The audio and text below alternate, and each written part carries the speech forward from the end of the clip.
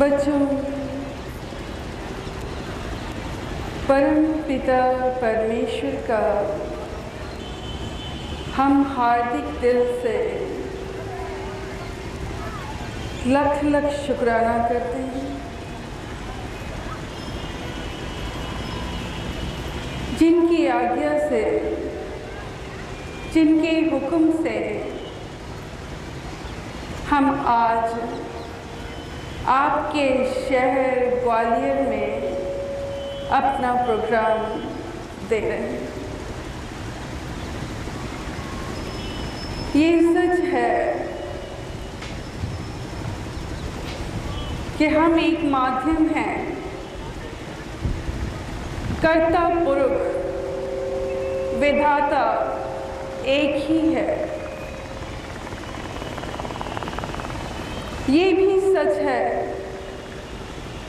कि वो सृष्टि की सबसे बड़ी ताकत है, उससे ऊपर कोई नहीं। आज आप उसी की दया, मेहर और उसकी शक्ति को स्वयं अनुभव करेंगे कि वो कितना दयाल है। बच्चों, हम आप सभी को आशीर्वाद देने यहाँ आए हैं, किंतु ये सच है कि आपके कष्टों का निवारण करना ही हमारा मकसद नहीं है, बल्कि उस परम पिता परमेश्वर से आपको जोड़ना भी हमारा मकसद है। और आज परम पिता परमेश्वर की आज्ञा अनुसार आप सबके लिए जो प्रवचन लेकर आए हैं, उस प्रवचन की हेडलाइंस है पूजा। पूजा किसे कहते हैं? पूजा यानी कि इबादत, यानी कि उस्तत, यानी कि ईश्वर में लीन हो जाना, उसमें खो जाना।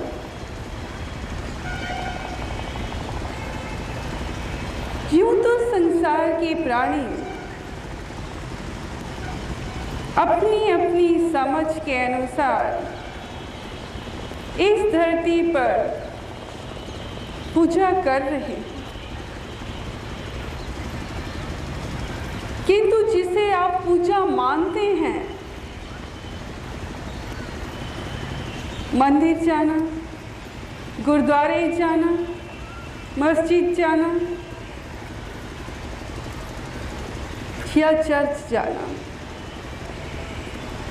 ये एक शुरुआत है, ये एक पहली सीढ़ी है, मुकम्मल पूजा नहीं। जहाँ जाकर हमें एहसास होता है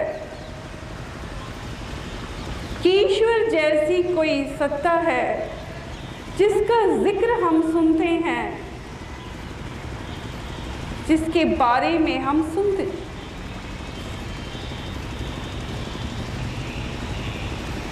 मंदिरों में लोग आरती करते हैं, कहीं कैंडल जलाते हैं और कहीं पर शंख और घंटा लगा है जिसे बजाया जाता है, जो इस बात को जाहिर कर रहा है कि परमात्मा को जिसने भी देखा, एक नूर के रूप में देखा, एक प्रकाश के रूप में देखा। परमात्मा एक नूर है, एक प्रकाश है। शंख या घंटा लगाने का अर्थ है आवाज। परमात्मा एक आवाज है। वो आवाज जो आपके ही घट में बैठकर आपको रास्ता दिखाता। परमात्मा हर घट में मौजूद है, हर शरीर के अंदर है। हरि मंदिर यही शरीर है बच्चों। हमने इसी शरीर में उस परम पिता परमेश्वर को पा लिया।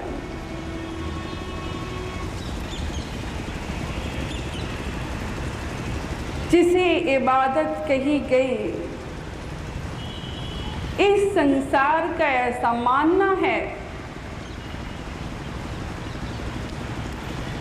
कि संन्यास ले लेना एक पूजा है, एक इबादत है।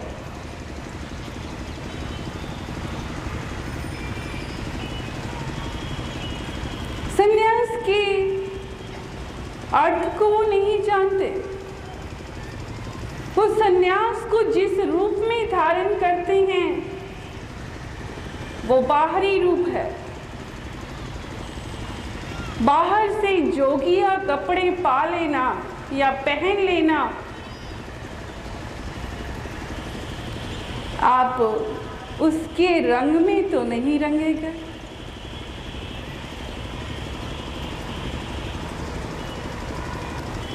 आप जोगी तो नहीं होगे। जोग होना एक खुमारी है, एक नशा है। नाम खुमारी नानका चढ़ी रहे दिन रात। जिसने उस नशे को पी लिया, जिसने उस परमात्मा को, उसके प्यार को, उसके एहसास को जान लिया, वो दुनिया से अलग हो जाता।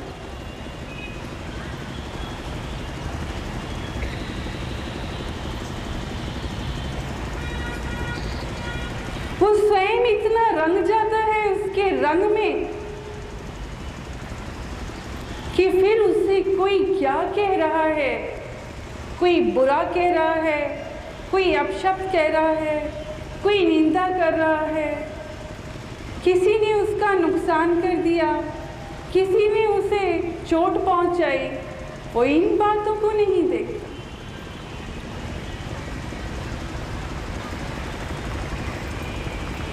जाको रस हर रस है आयो,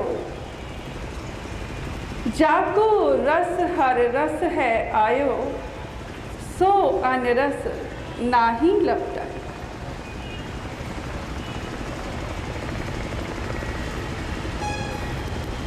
संन्यास जिसे लोग पूजा मानते हैं, संन्यास नाम है आंतरिक परिवर्तन का। आंतरिक परिवर्तन जहाँ खुद ही मिट जाती है, जहाँ हम नम्र हो जाते हैं, नम्रता को धारण कर लेते हैं, जहाँ छोटे को भी इज्जत और मान देते हैं और बड़े का तो कहना क्या, वो तो आदरणीय है। कोई अगर हमारे दोष निकाले, हमारी कमी जाहिर करे तो हम बुरा नहीं मानते, क्योंकि हम इतने नम्र हो चुके हैं कि अपने को सबसे छोटा और तुच्छ मानते हैं और ये मानते हैं कि परमात्मा तेरा शुक्र है, कोई हमारी आलोचना नहीं करेगा, कोई हमारी कमियां नहीं निकालेगा, तो हमें मालूम कैसे होगा कि हमारे में कमी क्या है। ऐसी विचारधारा बन जाती है। ऐसी नम्रता जब अंदर आ जाए तो समझिए कि आप सन्यासी हुए, आपका अंतर परिवर्तन हुआ। सांसारिक लोग बाहरी रूप से परिवर्तन करके अपने माथे पर चंदन लगा लेते हैं। चंदन, चंदन जिसका गुण है शीतलता, ठंडक, कहते हैं चंदन के पेड़ पर सर्प यानी सांप लिपट जाते हैं, जो बहुत जहरीला माना जाता है, फिर भी चंदन की शीतलता पर कोई असर नहीं होता। सर्प की कोई कड़वाहट चंदन को नहीं छूती। आपको ऐसा बनना है। संसार में बहुत सी बुराइयां होंगी, बहुत बार ऐसे सच सामने आएंगे जहां कड़वे से कड़वे अनुभव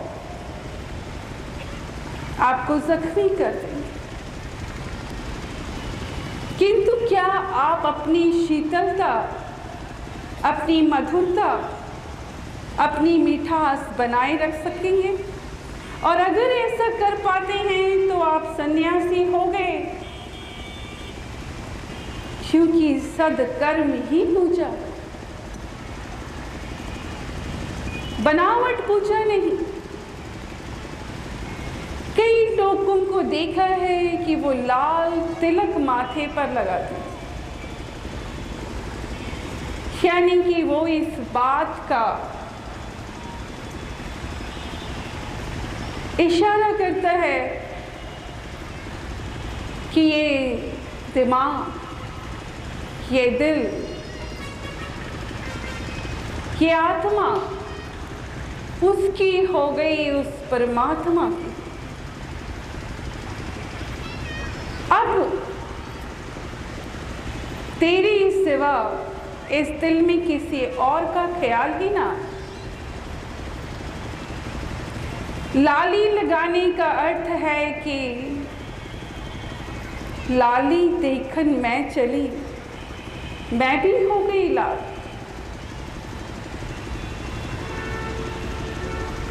सिर्फ लाल टीका लगा लेने से क्या आप उसके ध्यान में, उसके स्मरण में, उसकी याद में होने वाले बन जाते हैं?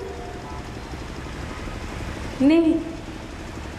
इसलिए धर्म को बाहरी रूप से धारण करके कोई ये कह दे कि वो पूजा कर रहा है, ये पूजा नहीं।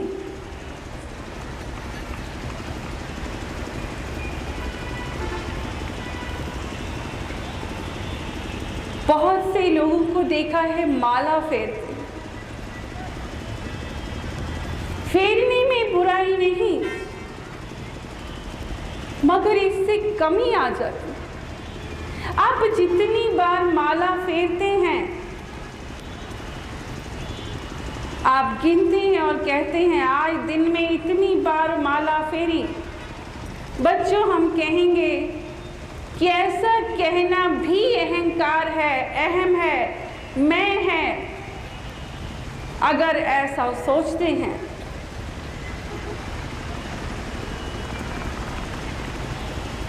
तो पूजा कि ये रूप जो लोग बाहरी रूप में धारण करके कहते हैं कि वो पुजारी हो गए या पूजा कर रहे हैं, ये पूजा या इबादत नहीं। सच्चे मायने में इबादत है श्रद्धा, आस्था, नमन, शीतलता, प्रेम, दया, क्षमा। क्या दूसरों पे दया आती है? क्या दूसरों को क्षमा कर सकते हैं? तब तो आप पूजा कर रहे हैं। आपका हर कर्म पूजा। पूजा जिसे कहा गया, उसके कई कई रूप इस धरती पर नजर आते हैं और एक रूप नजर आता है तीर्थ यात्राएं। लोग ये मानते हैं कि तीर्थ यात्रा करना एक ऐसी पूजा है जहां उनके कर्म कट जाते हैं और उनकी मनोकामनाएं पूर्ण।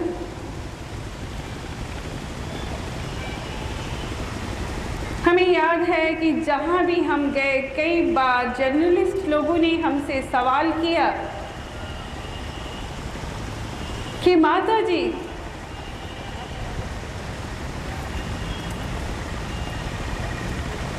लोग धर्म के काम पे जाते हैं, यात्राएं करते हैं, मगर बस उलट जाती है, खाई में गिर जाती है, पता लगता है यात्री मारे गए, मर गए। ऐसा क्यों होता है? आप सबको भी सिर्फ बाहरी रूप ही दिखता है और अब बाहरी रूप देखकर आप ये सोचते हैं कि ईश्वर है नहीं।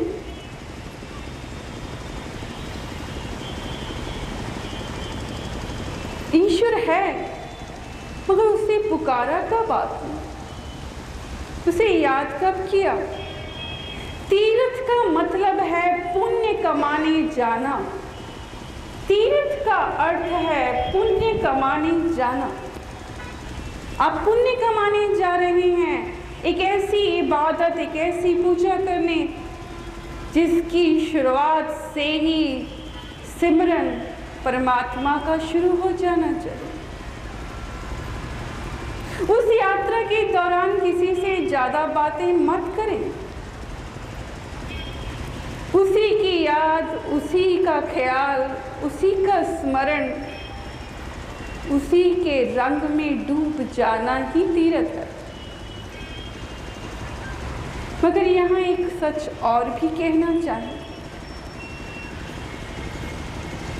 कई बार आप पूजा को इतना महत्व दे देते हैं कि आपके साथ गए हुए सहयात्री या आपके परिवार के लोग, आपके बुजुर्ग या आपके बच्चे, कोई भी आपका सगा, अगर उसे आपकी ज़रूरत पड़ती है, कोई बीमार है, तो आप उसकी ओर ध्यान नहीं देते।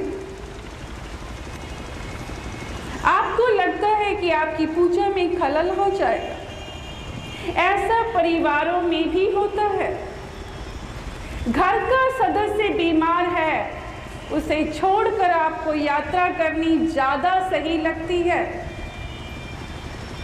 घर में कई बार पैसे नहीं होते, लेकिन आप कहते हैं जोर ज़बरदस्ती कि हमें पैसे चाहिए, हमने यात्रा करनी। अगर जीवन में यात्रा नहीं की तो ये जन्म व्यर्थ है। घर के बीमार सदस्यों को छोड़कर आप चले जाते हैं यात्रा करने। वो कैसी यात्रा है जहां घर के लोग बीमार आहें भर रहे हैं, आप यात्रा पे निकले हैं।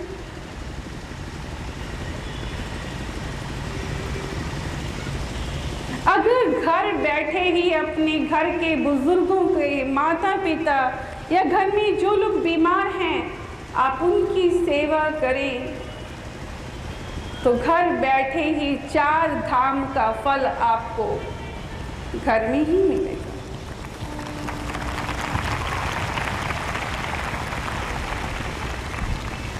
एक छोटी सी कथा सुनाना चाहेंगे। एक 24-25 साल का बच्चा, उसके दिल में भी इच्छा हुई हज पर जाने की, और वो यात्रियों के साथ हज करने निकल गया। अपनी ज़रूरत का हर सामान, खाने का सामान, पीने का सामान, कोई तकलीफ हो उसके लिए ज़रूरत की चीज़ें लेकर चल पड़ा। जब वो वहाँ पहुँचा तो रास्ते में एक ऐसी जगह आई जहाँ सभी यात्रियों को पैदल चलना पड़ा। सभी यात्री जा रहे थे। उस बालक की निगाह एक जख्मी कुत्ते पर पड़ी जो तड़प रहा था, छटपटा रहा था। उस बालक से देखा नहीं गया, उसे दया आई। वो ये भी भूल गया कि वो कहाँ जा रहा है। वो उस कुत्ते के पास रुका, उसके पास कुछ पानी था जिससे उसके जख्म को धोया। पुराना कपड़ा था, उससे उसकी पट्टी की। खाने के लिए भोजन था जो उसने उस कुत्ते को दिया, पानी पिलाया। थोड़ी ही देर में बच्चों वो खुद तो स्वस्थ महसूस करने लगा कि वो ठीक है। उस बालक के पैर को चाटने लगा। इतने में उस बालक को ध्यान आया कि नमाज का वक्त हो गया है, नमाज अदायगी करनी है। वो नमाज में बैठा तो परमात्मा से कहता है कि ऐ खुदा मुझे माफ कर देना। मेरे सभी साथी मुझसे आगे निकल गए और मैं पीछे रह गया। मैं इस जीव को देख नहीं सका जख्मी हालत में। मुझे क्षमा कर देना। मैं आया हज करने था, अगर मुझसे ये भूल हुई। तभी उसे एक आवाज सुनाई दी कि मेरे बच्चे, हज उनका नहीं, हज तेरा कबूल हुआ।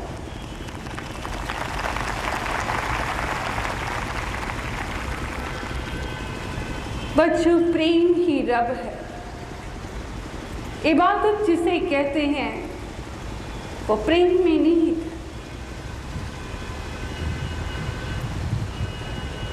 जब तीर्थ पे जाएं तो ऐसी भावनाएं साथ रखें। पूजा का एक और तरीका जिसे आप व्रत मानते हैं। आप सबका मानना है कि व्रत करने से भी मनोरथ पूरे होते हैं, इच्छाएं पूर्ण होती हैं। आप व्रत को भी एक पूजा मानते हैं।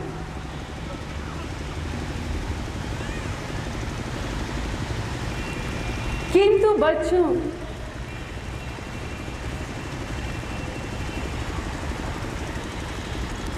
ऐसा व्रत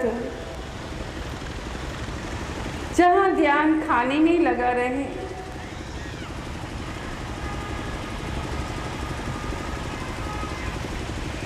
या खाने के लिए किया जाए।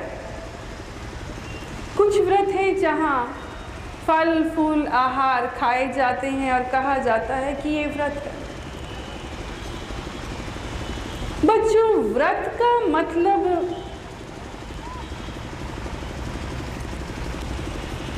भूखे रहना नहीं है।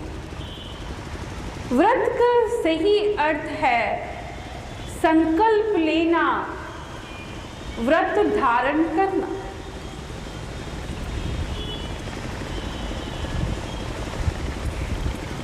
जैसे इस परमात्मा की बनाई इस धरती पर, इस कायनात पर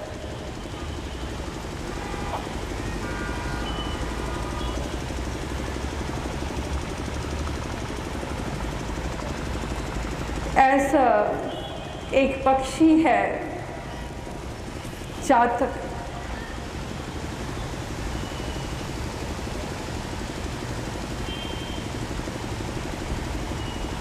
कहते हैं कि इस यहाँ पर, इस जहाँ में नदी, नाले, तालाब, पोखरे अनेकों हैं, कोई कमी नहीं। मगर चातक पक्षी सिर्फ स्वाति बूंद का प्यासा है। कितनी ही गर्मी हो, मई का महीना, जून का महीना,